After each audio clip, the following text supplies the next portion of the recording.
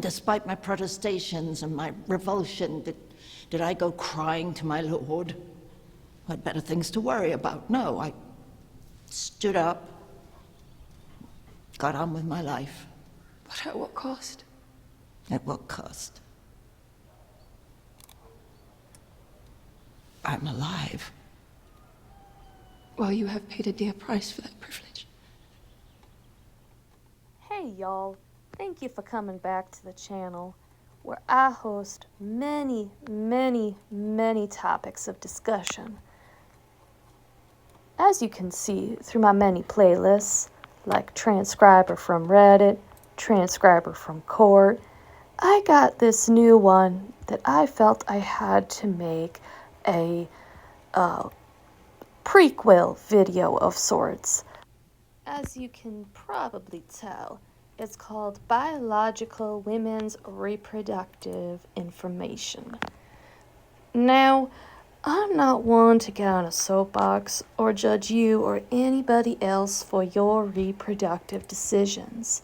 However, I have noticed a lot of misinformation around women's reproductive systems, especially when it comes to being impregnated and having to go through the laborious 9-month process of having to wait for your body to decide to get that baby ready, only to pop it out at the end of the 9 months. Not to mention, has anyone actually seen a full-on birthing video? I swear to God, that is the most painful experience ever.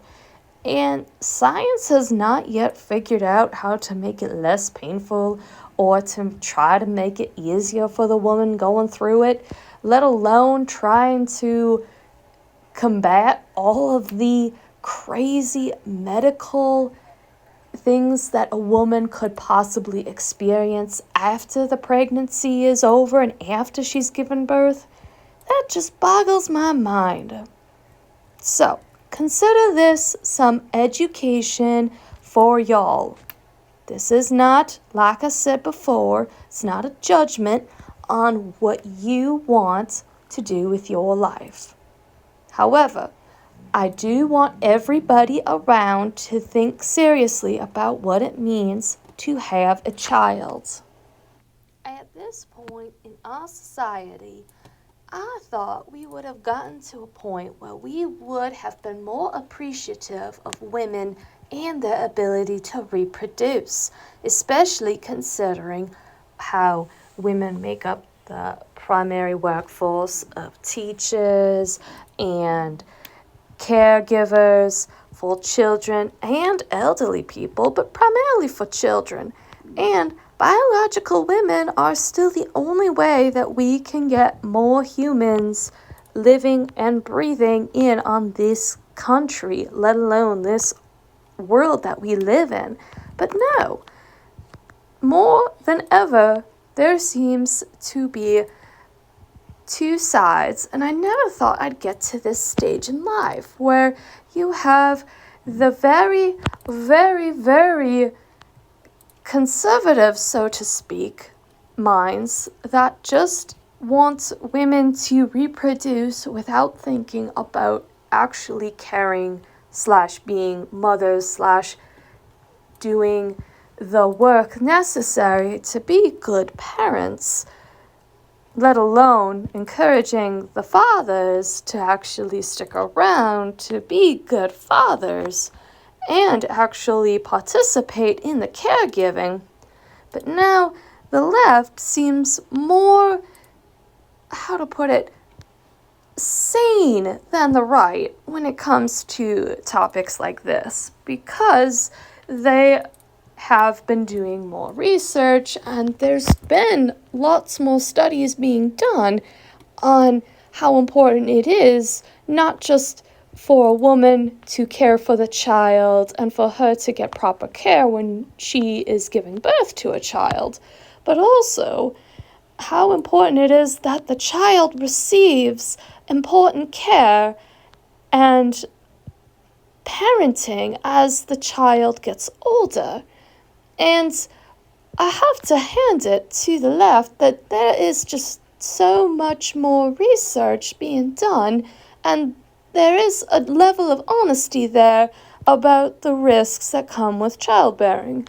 However, when you hear about it and you've been raised a little bit, let's say, fundamental, there are no risks being discussed, and there's no consideration for a woman's choice, shall we say. Now, I don't want to negate anyone's choice in having children, all right? I don't want to be that person. You want to have kids, you have kids. You don't want to have kids, don't have kids. However, the purpose of this list, so to speak, and this little, shall we say, diversion of the channel is to point out that there are some serious gaps in information being put out there. And I don't like that there are such serious gaps in information being put out there. It's just not healthy. It's not healthy for the man, it's not healthy for the woman, and it's certainly not healthy for the child who is being brought up and is being expected to essentially replace the parents in his or her or their life. Does anybody else see this as absolutely insane? Or is it just me? Now, that's not to say that the left doesn't omit details about effects of abortion, say, or pills or drugs.